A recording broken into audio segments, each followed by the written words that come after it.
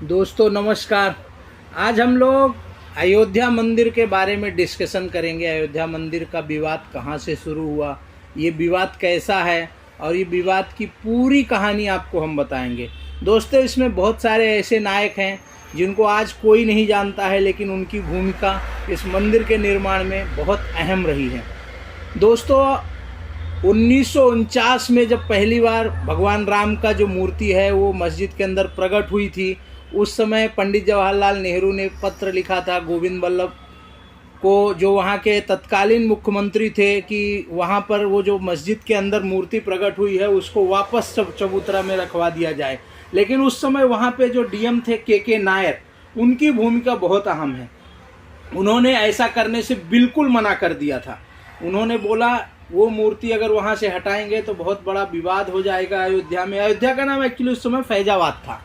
तो ये चीज़ें जो है दोस्तों यहाँ है। ये मेन विवाद कब चालू होता है, देखिए पहले की नगरी अयोध्या जब भगवान राम जला समाधि ले लेते हैं तो उसके बाद अयोध्या कुछ दिन तक उजड़ जाती है। उसके बाद लवकुश उनके जो पुत्र थे, लव ने उसको फिर से बसाया, उसको अच्छी तरह से संवारा। उसके बाद जो है इन लोगों की 44 पीढ़ी वहाँ पे अच्छे से रही।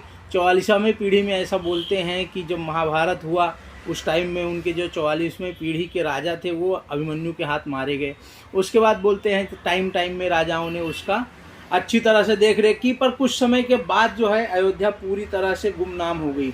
तो बोलते हैं जब राजा विक्रमादित्य एक बार वहाँ पे घूमते हुए, या कहना चाहिए अहेर खेलने के लिए गए थे, तो वो एक आम के पेड़ के नीचे नदी के किनारे विश्राम कर रहे थे। उसी समय वहाँ पे साधु महात्माओं ने उनको बताया कि ये जो नगरी है अयोध्या है, ये राम की नगरी है।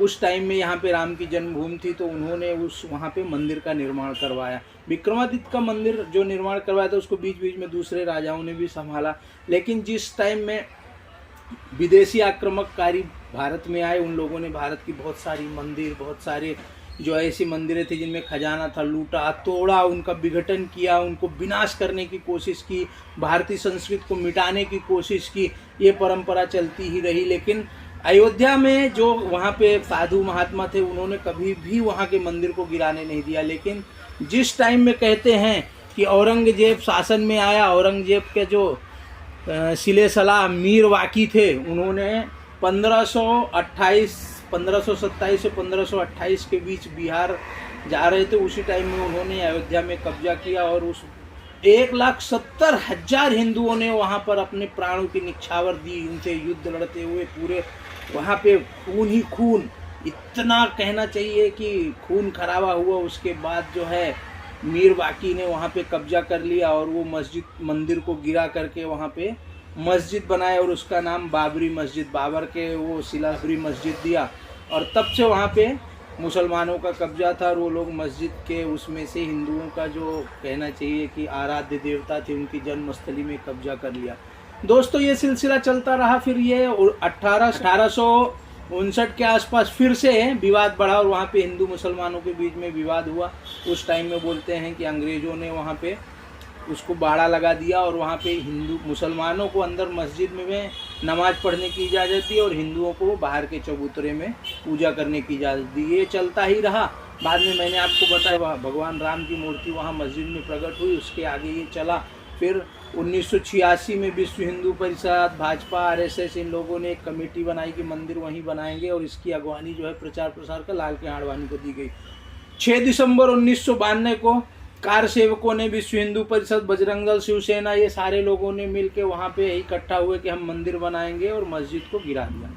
मस्जिद गिराने के बाद ये केस चला। वहाँ पे मुलायम सिंह यादव मुख्यमंत्री थे, उन्होंने कार सेवकों के ऊपर गोली चलवाई, इतना अत्याचार हुआ, वहाँ पे कितने लोगों को पकड़ा गया, कुचला गया, मारा गया। ये केस चलता रहा दोस्तों। वहाँ पे जिसको रिपोर्ट देनी थी 3 महीने में, उन्होंने 17 साल में रिपोर्ट दी, क्योंकि उस समय केंद्र में कांग्रेस और इन लोगों की सरकार थी। 2010 में जो फैसला आया वो भी पूरा गोलमोल था, उस जगह को 3 भागों में बांट दिया करता था। लेकिन जब 1919 में ये फैसला आया कि यहाँ पे राम जन्मभूमि थी और राम जन्मभूमि ही बननी चाहिए, तो दोस्तों आज जो राम जन्मभूमि बन रही है जब अयोध्या में 14 साल के बाद भगवान राम वापस आए थे तो दीपावली मनाई गई थी। अब 500 साल के बाद अगर राम अपने घर वापस आ रहे हैं तो महादीपावली मनाना चाहिए। मैं सभी सनातनी हिंदुओं से बोलता हूं दोस्तों, आप लोग ये उत्सव बहुत ही धूमधाम से मनाएं और अपने घरों में दिवाली जलाएं, मिठाई बांटें, इसी बहाने सब लोग इकट्ठा हों।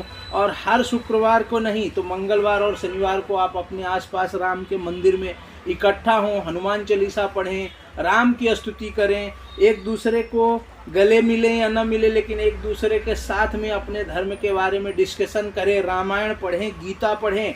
ये सिर्फ आपको कोर्ट कचहरी में रखी रहती है गीता, उसमें हाथ रखवाते हैं, लेकिन उसको आज तक कांग्रेस ने पढ़ने की इजाज़त नहीं दी। स्कूलों में रामायण, गीता, पुराण ये क्यों नहीं पढ़ाए जाते? क्योंकि यहाँ पे हिंदुओं को नष्ट करने का बहुत बड़ा षड्यंत्र चल रहा था और वो आज भी चल रहा है।